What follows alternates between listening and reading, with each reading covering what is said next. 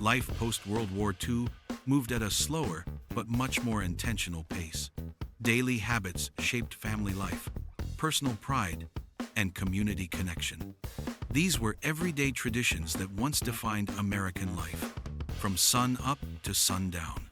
So, let's take a look back at the old rituals that baby boomers grew up with in the 1952nd and 1962nd. The average man's morning started early, often well before sunrise. He'd shuffle into the bathroom for a daily shave, lathering up with a brush and razor. That sharp scent of crisp aftershave would fill the house with a clean, masculine scent, a signal that the day was beginning in earnest.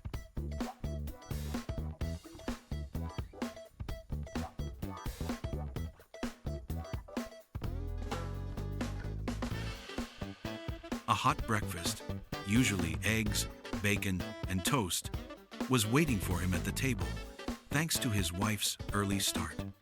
He dressed sharp, with slacks, polished shoes, and a neatly tucked-in shirt.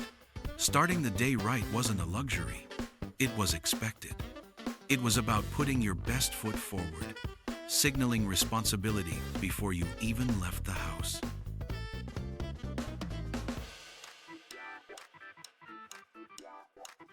For women, mornings were all about setting the tone for the household. They'd wake up early, often before the rest of the family, to tidy up, make the bed, and get themselves together. Even if they weren't leaving the house, most women dressed neatly, freshened up, and maybe added a bit of lipstick. Then came breakfast preparations. Scrambled eggs, toast, and coffee were typical, all laid out before the kids and husband started their day. It wasn't just about feeding the family. It was more about creating a sense of order and care in the home, a point of pride.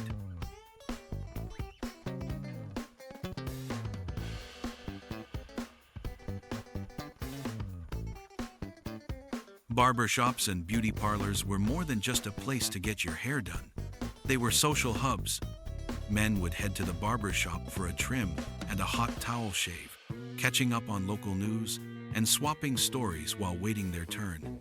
The sounds of clippers buzzing and men laughing filled the air.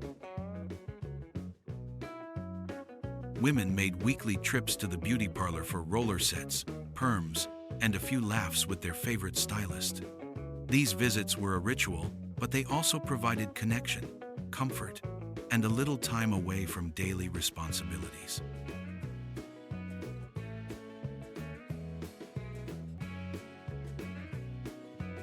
On weekends, it wasn't unusual for neighbors or church groups to gather for a good old-fashioned potluck. Everyone brought something from casseroles to Jell-O salads, and the table quickly filled with homemade goodness. These dinners were about the food, but more importantly, it was about building community. The adults chatted and laughed, kids played outside, and everyone left full and happy, reminded of what it meant to be part of a neighborhood.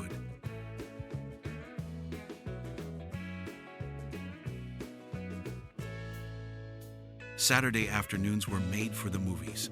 Kids would grab a few coins, head to the local theater, and enjoy double features, cartoons, and maybe a bucket of popcorn. The smell of buttered popcorn and the flickering light of the projector were part of the experience. It wasn't just about the films. It was about escaping into a world of heroes and adventures, sitting beside friends, and feeling part of something bigger. For parents, it was a chance to relax, while the kids were entertained for hours. The matinee was more than a pastime. It was a beloved part of growing up. One of the most relaxing traditions of the era was a Sunday drive.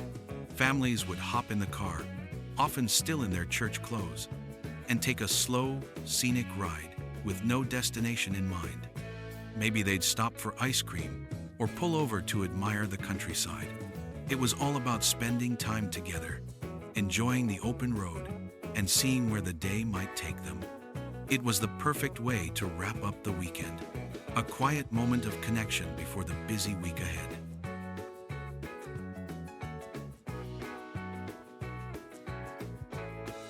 Before television took off, families gathered around the radio every night for entertainment. Whether it was a crime drama, comedy hour, or a news broadcast, everyone sat quietly and listened together. The voices sparked imagination, and the stories brought families closer. The radio wasn't background noise back then. It was the main event. And when the show ended, the family didn't scatter. They talked about what they heard, often over dessert or a late cup of coffee.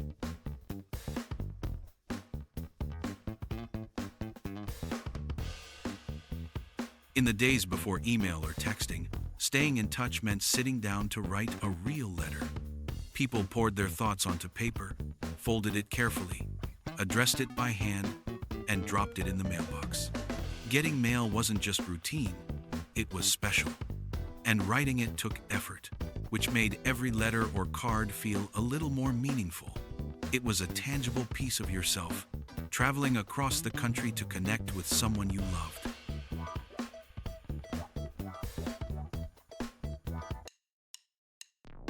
These were the quiet rhythms of life that taught us about patience, discipline, and the value of a shared moment.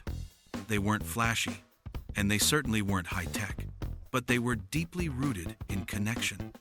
We learned that the simplest routines, a fresh cup of coffee, the smell of aftershave, or a conversation around a radio, were the glue that held a family together. What old ritual do you miss most from your childhood? Was it a Sunday drive, a trip to the barber shop, or something completely different? Share your favorite memory in the comments below.